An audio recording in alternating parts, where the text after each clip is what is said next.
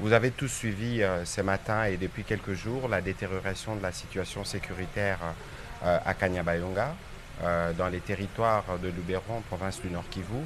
Le président de la République a donc convoqué cette réunion du Conseil supérieur de la défense élargie pour faire le point général de la situation. Évidemment que nous avons parlé de la situation opérationnelle du pays de manière générale dans toutes les trois zones de défense, mais il y a eu un accent particulier qui a été mis sur les événements de Kanyabayonga.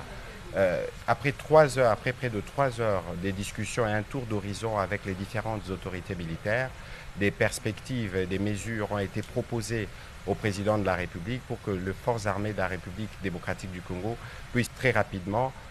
remettre de l'ordre dans cette partie du pays et reprendre certaines autres localités qui ont été occupées par les forces rwandaises, parce que c'est d'elles qu'il s'agit. En même temps, le président de la République a tenu à rendre un vibrant hommage aux forces armées de la République démocratique du Congo qui défendent au prix de leur vie la patrie, et il a lancé un appel à toutes les populations de cette partie du pays, mais aussi à tous les Congolais. D'ailleurs, il y aura un message du 30 juin dans les heures qui suivent. Il aura l'occasion de revenir